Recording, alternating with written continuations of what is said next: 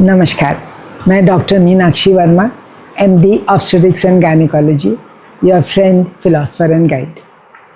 आज हम बात करेंगे ल्यूटियल फेज डिफेक्ट की और प्रोजेस्टेरॉन की कमी से गर्भधारण में, प्रेगनेंसी होने में क्या समस्याएं आ सकती हैं। सबसे पहले तो हम ये जानें कि ल्यूटियल फेज होता क्या है। जब भी नॉर्मली जब मेंस्ट्रुअल साइकिल में जब अंडा फूटता है वो मिड साइकिल में फूटता है। जैसे पीरियड आया, जिस दिन पीरियड आया वो डे 1 ऑफ साइकिल हम मानते हैं। 3, 4, 5 दिन पीरियड रहा, उसके बाद 14वें या 15वें दिन या 16वें दिन, depending on the length of cycle, उस वक्त ओव्यूलेशन होता है, मतलब अंडा फूटता है। और अंडा फूटने के ठीक 14 दिन के बाद अगला पीरियड शुरू हो जाता है। अगर प्रेगनेंसी नहीं हुई है तो, अगर प्रेगनेंसी हो गई तो पीरियड आएगा ही नहीं।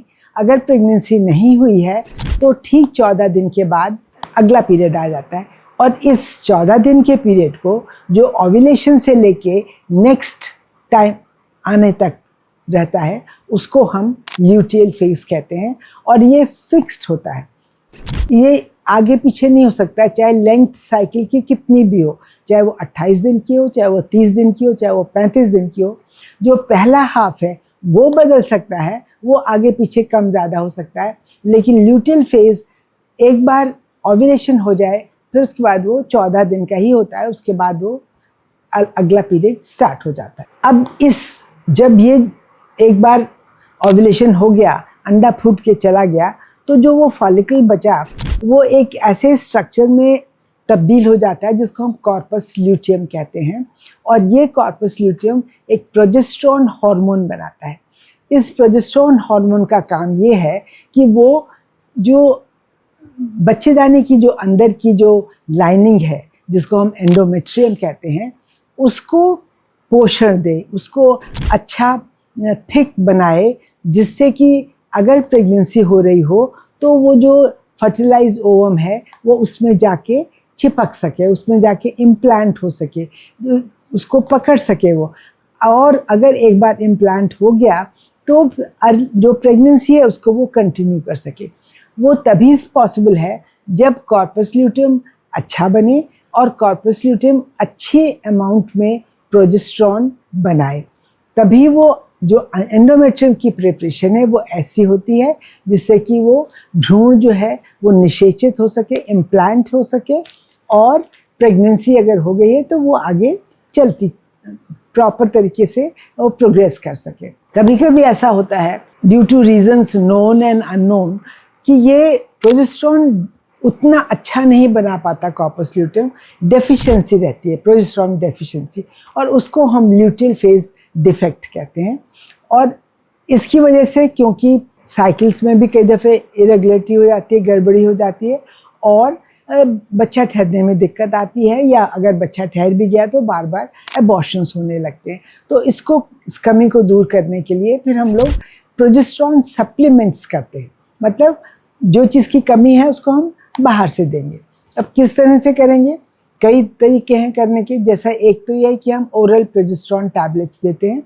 एक डाइड्रोजेस्टेरॉन करके एक होता है जिसको ओरल फॉर्म में आता है, तो दिन में 2 या 3 टैबलेट्स इन 14 दिनों में देते हैं, जिससे कि वो अच्छी जो एंडोमेट्रियम है, जो इनर लाइनिंग है यूट्रस की, वो अच्छी बने और थिक बने, जिससे कि वो भ्रूण उसमें निषेचित हो सके। अगर वो नहीं तो हम कुछ ट्रांसवेजाइनल, वजाना के अंदर डालने वाले जेल, प्रोजेस्टेरॉन जेल, या कुछ सपोजिटरीज होती हैं जिनको कि रात में या सुबह डालते हैं, और जिससे कि वो प्रोजेस्टेरॉन हार्मोन वहाँ से एब्जॉर्ब होके उसको एंडोमेट्रियम को अच्छा बना देता है। कभी कभी हम कुछ और इंजेक्शंस हैं जिसको HCG इंजेक्शन कहते हैं, वो देते हैं, जिससे कि वो जो ल्यूटियल फेज है उसको सपोर्ट मिलती है। प्रोजेस्टेरॉन जो कॉर्पस ल्यूटियम है वो अच्छा प्रोजेस्टेरॉन बना पाता है because of that HCG support. कभी कभी ये भी होता है कि महिला को ओव्यूलेशन ही ठीक से नहीं होता और इस वजह से ल्यूटियल फेज ठीक रहता ही नहीं है, उसमें तो प्रोजेस्टेरॉन बन ही नहीं पाता है।